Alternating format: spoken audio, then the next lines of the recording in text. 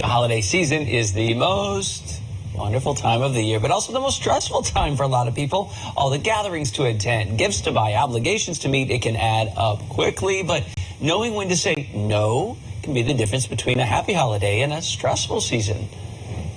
Let's bring in Dalia Feldheim tonight. She's an organizational psychologist and the author of Dare to Lead Like a Girl, spent 20 plus years at the top of the corporate ladder. Dalia, sometimes the key to happy holidays, you say, might be saying no? Yeah, so we do know that sadly we're constantly on the run, and sometimes it's about learning to self-care. I mean, the new concept is called selffulness. It's not selfish to care of yourself. It's actually self-full. You can't kind of pour from an empty jug. So especially in these holiday season, it's really important to make sure that we take time for ourselves to fill up that jug, so that we're able to kind of give back to ourselves, to our loved ones, etc. How do you frame that? I'm guessing from your time in the C-suite, you probably know how to do a good pitch. If I say, come over to my house, we'd love to have you, we're going to have wine, we're going to have cake, and you say, no. That self-care can look kind of rude. How do you frame it? Yeah, well, it's trying not to be rude, but basically kind of put boundaries and say, hey, the kids are home. They are, very rarely all here together. So we're going to spend some alone family time. Let's do it, in another date. So you kind of give another alternative. Or we decided to keep it quiet this holiday. It's been really hectic. So we're taking some time to ourselves. I think around that kind of theme. So not really kind of saying, no, I don't want to see you. But I do have a lot of friends. I mean, we usually travel during the holidays and, either they want to come with us or do something together. And, for me, the idea that the nucleus family wants to be together.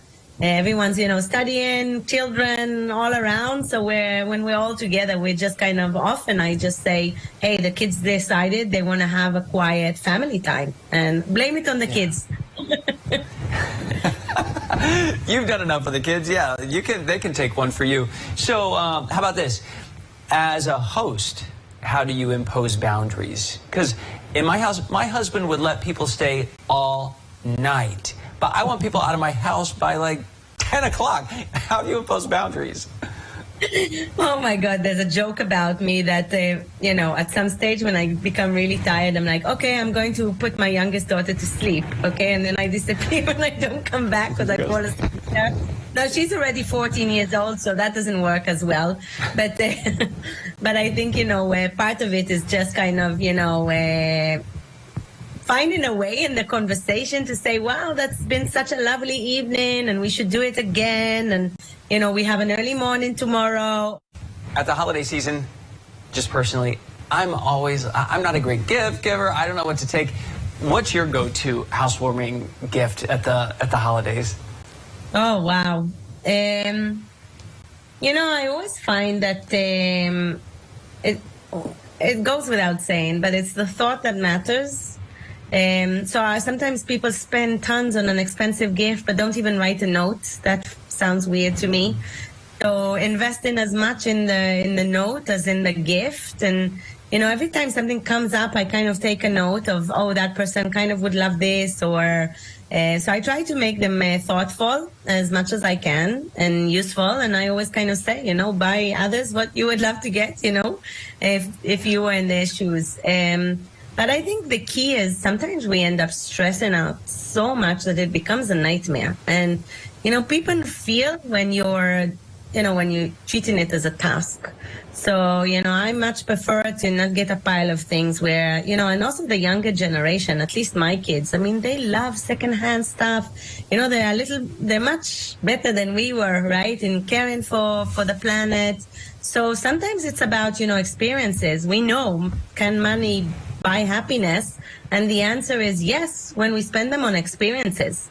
So my go-to today, and in a long answer, is actually spending on experience. So every girlfriend's event, housewarming, I usually do something together or buy something that will kind of create an experience for them.